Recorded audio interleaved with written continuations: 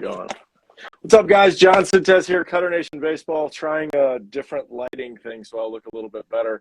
But appreciate you guys stopping in on by. First things first, we got this awesome new glove that I released that we're going to be, if you're interested in it, it's on our website. It's a full kip leather, closed back, all mesh. We have 4 different webs. It feels light for like a 12-inch glove. I'm pretty excited about it, though, because this is a pitcher's glove. Half the game is pitchers. You don't need to stick your finger out. Like, really beautiful shaped glove, going to last you a long time. So grab one of these on the website. Grab a shirt and a hat if you'd like as well. The hats will ship directly. I'm pretty excited. I gotta put together a little care package for my guy over here. We got some performance shirts too, which I'm excited about, and some long sleeve stuff going into the winter. So that has been the delay why you haven't got another care package soon, because I'm waiting for things to get finished up, and then we will ship out another fun package for you. Hey, we're rocking it already today, though. Yeah, definitely. 100%. You, as Boswell said, you are one of the OGs that has gotten us into what before Cutternation was Cutternation, right? Like, it was John Sintez and Emerald Coast Baseball Academy. If you know the history of what I've been doing this for a long time, but David, I'm excited that you got to come onto this, because you and I have continued to talk over the years. Ever since you were young. We talked a little earlier on the phone. So you watched me go from broken arm, get it back, get into professional baseball, and then be gone. Right. So, first of all, let's start off. Introduce yourself. Who are you? Where do you play? What do you do? Let's start with some fun stuff like that. I'm David Maberry. I am second year in professional baseball. I just wrapped up my second season in indie ball with the Sussex County Miners in the Frontier League. Before then I played 5 years of college baseball, and grew up basically in Fort Walton Beach, Florida, where John was back in the old days, and kind of met him. He saw me develop. I saw him go through his journey and become what is, Cutternation today. So it's just, it's just cool just seeing it come full circle, and how I'm still playing and John's doing his thing. So, I'm excited to be on here today, talk about everything. Yeah, man. It's been fun to watch your journey. I watched you go. Take us through your, I always tell everybody that, like, the stories of our athletes are really what help people understand how they got there, right? And guys have heard my story a number of times. So let's start it from, like, when we met, right? Like 14U travel ball, right? And let's just take that a little bit of a cliff notes. Where'd you go? What were the goals? Where'd you end up? Obviously, we know, I know you ended up at Valdosta. Shout out Gulf South Conference. Division two. I don't even know. Someone needs to come up with some kind of like D2 bandit or something. Yeah. So, being from where we're from, I feel like our area doesn't get scouted very, very well or very heavily. And out of high school, my best option was the JUCO route, and I chose Daytona State College, and had an awesome career there. I had a 3.5 GPA or something like that, graduated with my associate's degree, and I think my freshman year I hit 360. In my second year I hit 400. I was all conference both years, and put me in a good spot to go where I wanted to go out of there. Unfortunately, I ended up having a back injury as I was going through the recruiting process, and basically ended up going to the University of North Florida because they had offered me, previous to when everybody was recruiting me, and they kept my offer after the back injury. And I went to the University of North Florida after that. I was, I think, second team all conference or all ASUN in that. Had a good year, but, still coming off the negatives of the back injury. I gained a lot of weight that year. Just really put my body in a bad spot, even though I had such a good year offensively, and had to get back to working and did everything I could that off season to lose a bunch of weight. And I did okay, but I had some repercussions. I worked like really hard to the point of it's called rhabdomyolysis. I don't know if you ever heard of that. And I ended up having some like weird kidney stuff, and basically got medically redshirted out of University of North Florida. but I had doctors telling me I could still play in the spring.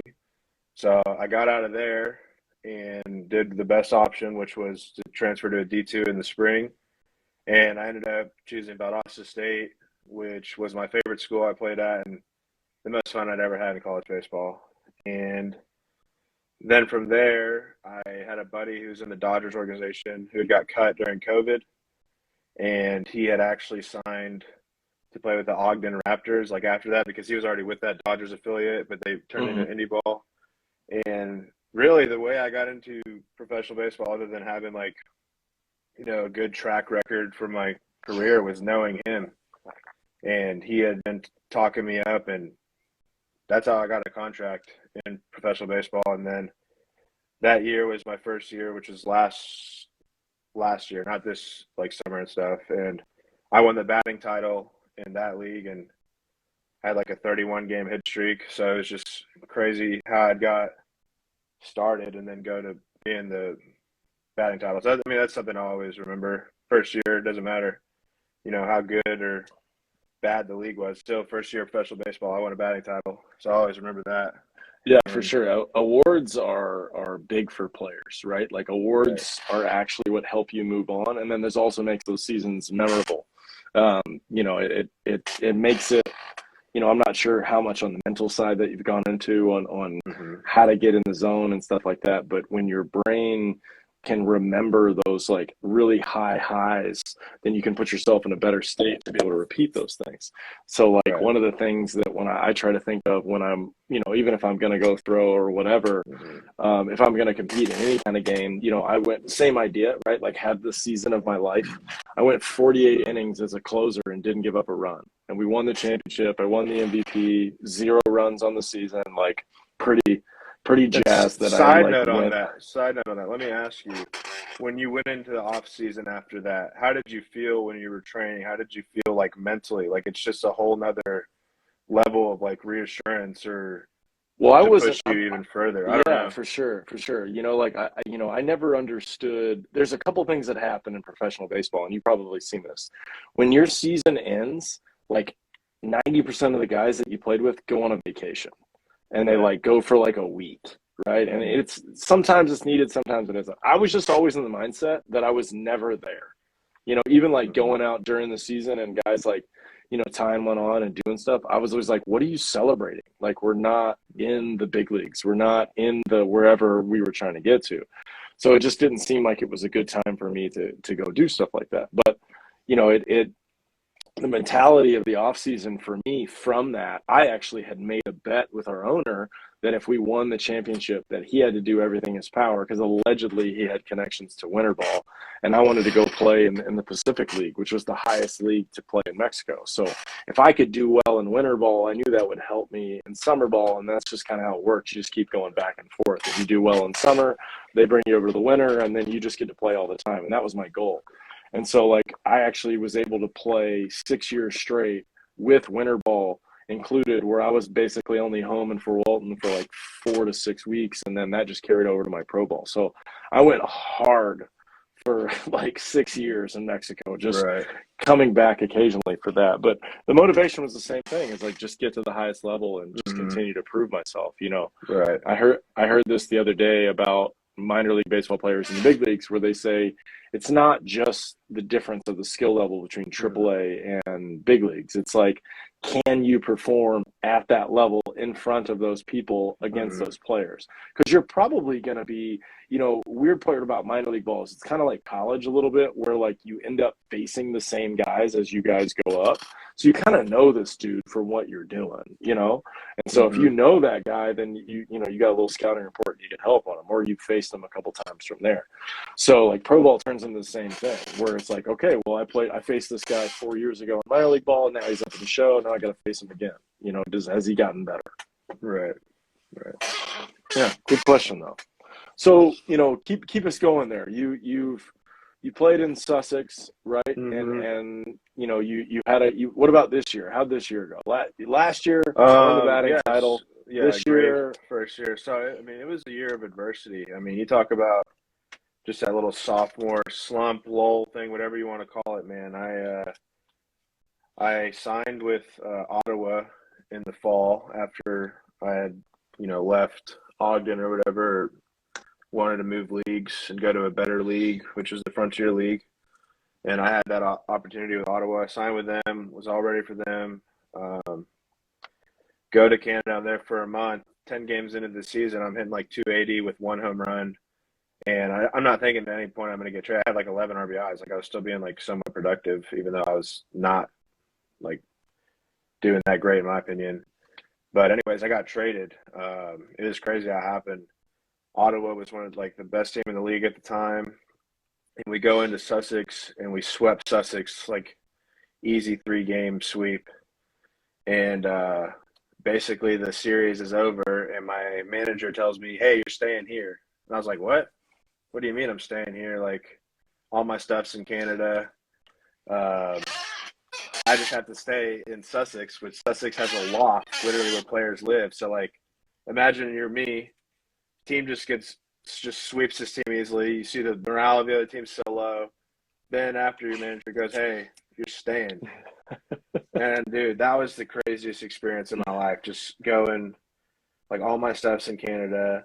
Like it's just like change. Like you gotta be ready. Yeah, to adapt. they don't care. And then you're playing the next day, right? Yeah.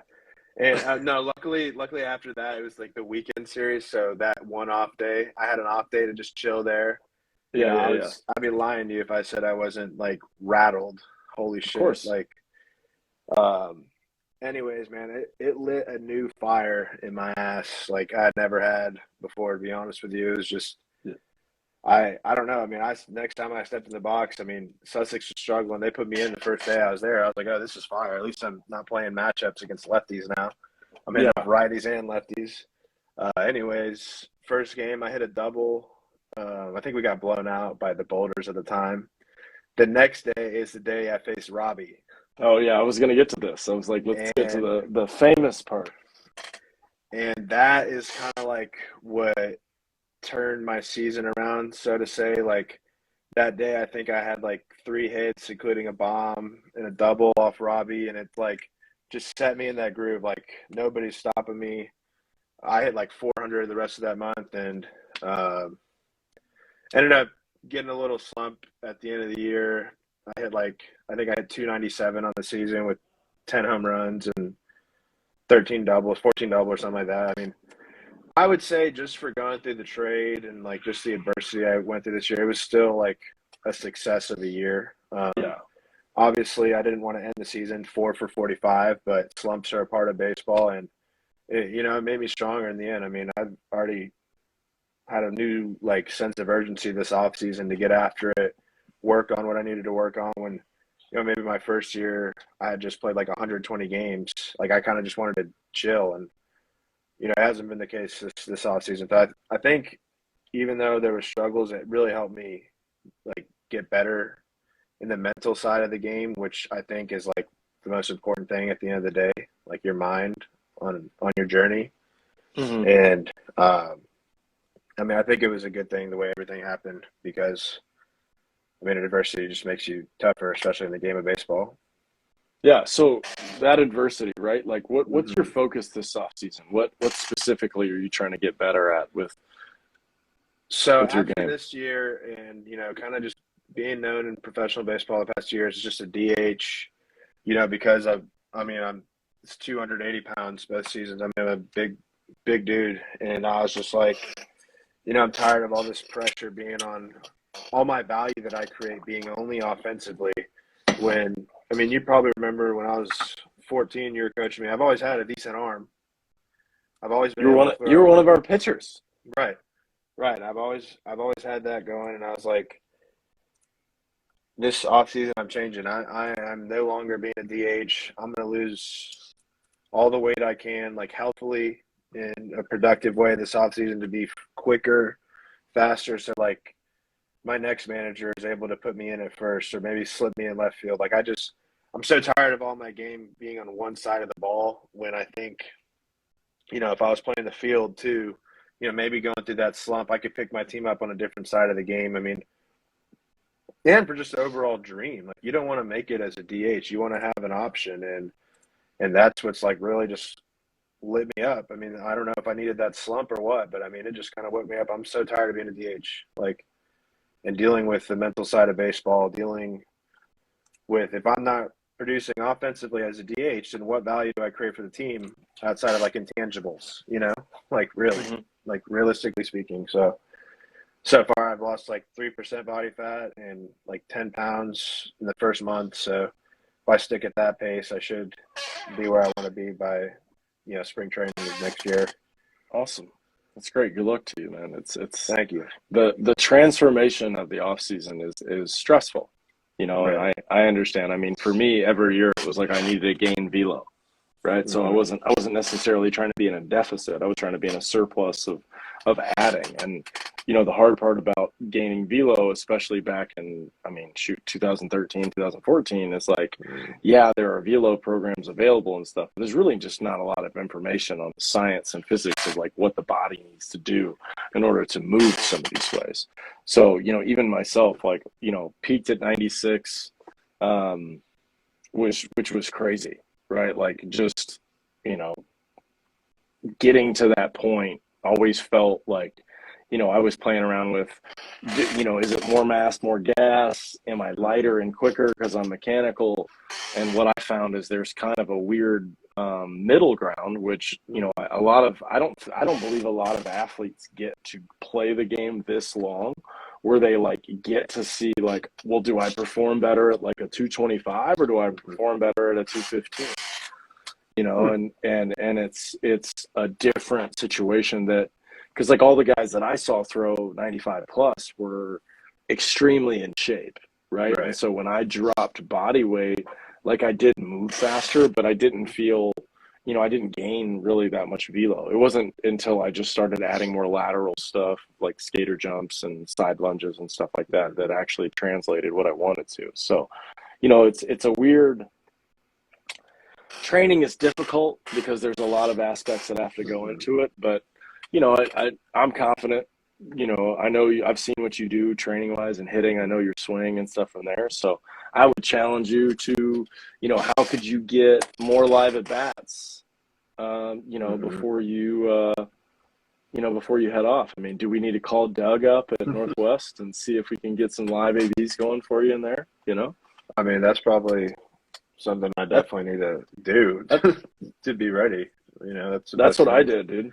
Yeah, I threw to his team. Exactly. It was funny. We joked around with it because we did this math back when I was in shape, right? Like he would just let me come, just empty the tank, and we joked about it. But I threw 188 pitches in a full practice on the mound, and the only reason why we know what the number was is because we had like a set where like each guy in the group saw like 3 or 4 fastballs for a round, and then there was another set where it was like first pitch breaker, and then like I could just have fun, and then the last set was like whatever I want. Oh, it was like no cutters. That's what it was. It was like second set, you're not allowed to throw a cutter, and then third set, whatever you want right in there. So like I remember facing these dudes and just like giving them all they got, Right. And I mean, that conference, like they consistently pump out draft picks and stuff there, Right. I mean, that's definitely what I need to do differently than I didn't do when it comes to my baseball side of training is, reach out to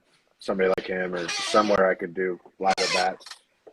Because last year, I feel like, if I'm doing live at bats the entire offseason, I probably feel a lot more comfortable stepping in the box. I mean, that was the biggest thing because, even with my first year of pro ball, like I had just played a college season. Like I just saw live pitches. I was seasoned, like game ready, and you can do all the training in the world you want. You can hit all the BP you want, but if you're not doing live at bats before you start your season, like, what are you doing?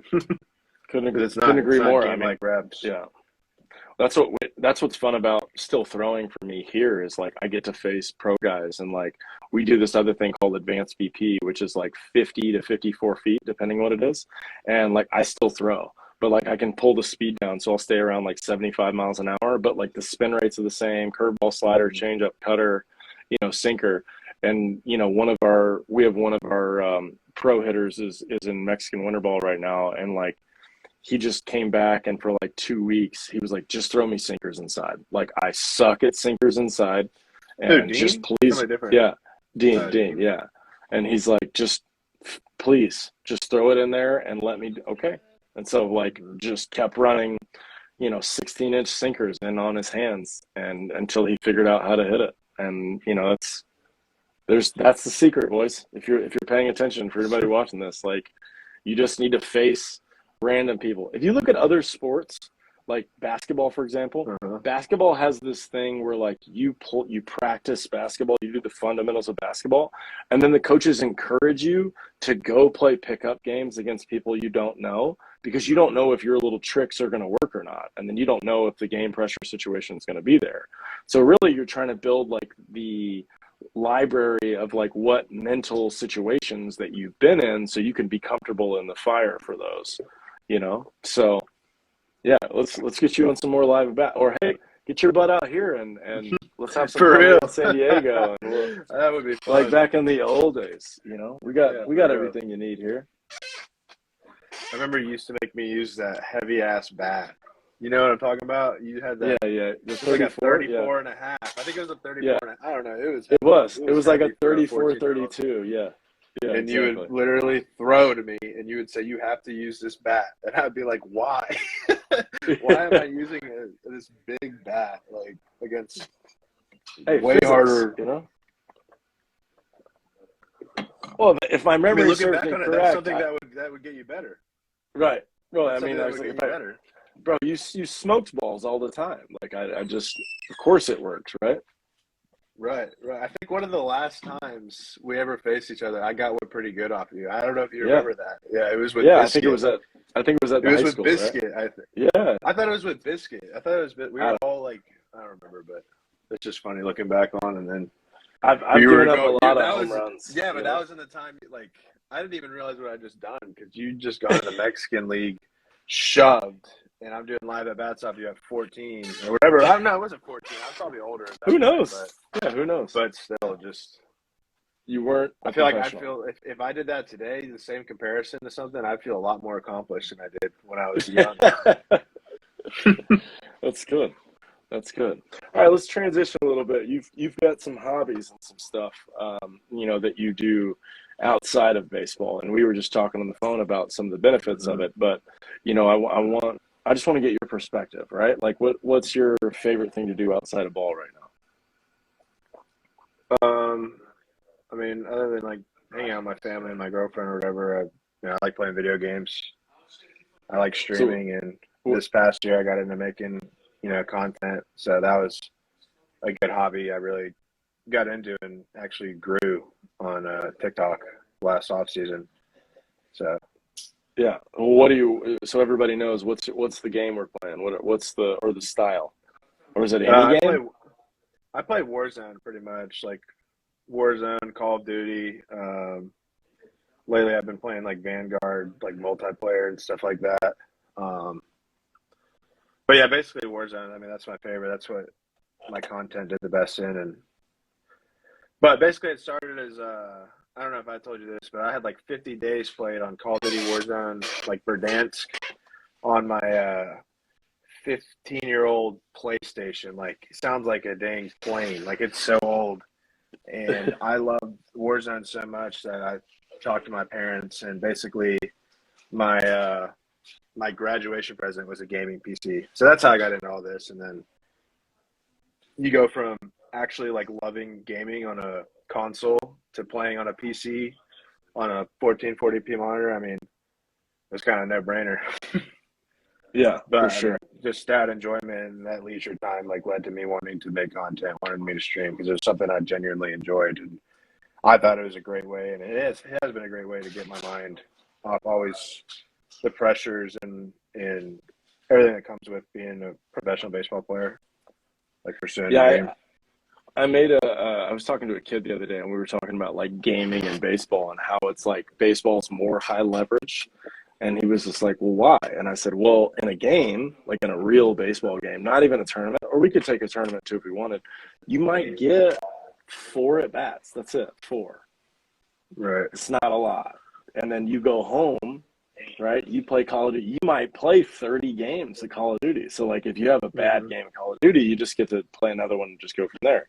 But you get 4 at bats and you suck for 4 at bats. Like, you got to wait 24 hours to try to do that again. And that will absolutely hurt your brain, overnight, bad Right. sleep, no food, make a bad decision, go out, not get enough sleep, in there. And I see it with all the time with guys where, they struggle, they go a different route and they go from there. So, with you talked about it being an escape, right? So escape from which part of the mental game? I mean, if we're talking like specifically during the season, like I like gaming during the season because it's like I said, if you have an 0 for 4 day, you don't want to just be thinking about that 0 for 4 at night. Like you want to get your mind off it in some way. And I mean, for me, that's what video games kind of is, or just the pressures of right now in the off season. Like I got to lose weight, I got to be on top of my shit. But like, at least when you're gaming, it's not like that's all you're thinking about. If that makes sense. I mean, it's just a nice escape from everything. Like I was just doing the NCAA learning portal test the other day for coaches because I'm a volunteer assistant here, and talking about leisure time and how athletes need that time to decompress, to like, I mean, that's the best word, decompress. Like decompress from everything, and that's my way of doing it. And last offseason I got into making even more out of it with making like content from my streams and stuff like that. Yeah, I enjoyed your stream some. I saw a lot of your personality when, just how excited that you used to get playing the game was one of the things that you and I connected on. Because like I wasn't even playing and I get excited for you guys. That's also because I really want everybody to do as well as possible. And to me, like if you're playing a game, you're trying to win the game. You're not trying to like half-ass the game. So you got to prepare. You got to do everything you can in any situation for what the idea of a game is to be good at it. So, and be strategic about it. So, and personally, I see video games help a lot for the same thing, like the distraction from the everyday responsibilities of like what a real job is. It allows you to turn off, be competitive in a different mode, but yet still not like interrupt the flow of what you need it to be a baseball player. So I equally have that gaming addiction. I enjoy a good video game or two. What are you playing now? Like if you play right now, are you playing COD or are you playing the show? I'm more of a COD guy. I've always been more of a COD guy. I like the fast-paced stuff. What I like about COD is I can just jump in a free-for-all and just play on any time frame that I need and then get out. Right? So like, okay, maybe I got 15, 20 minutes. I'll play real quick, shoot anything that moves and then, get back to, being a dad or whatever else I got to do in the day, Right. Yeah. Between that and like, I'm just such a nerd, but like, my buddy and you don't know him, but, we played Battlefront. No, I'm sorry. It's Star Wars Battlefront 2? I don't know, whatever. But anyway, I'm running around as Luke Skywalker. That game was on PS5, dude, for sure. Like I'm running around as Han Solo, flying the Millennium Falcon, like full nerd boner for sure. Definitely. Well, dude, I don't want to use too much of your time, but this has been great. I appreciate you dropping in, and we'll have to do this again. I'm excited about you going down to Monclova and seeing the Mexican League life. That's an amazing thing. I'm trying to think about what they say.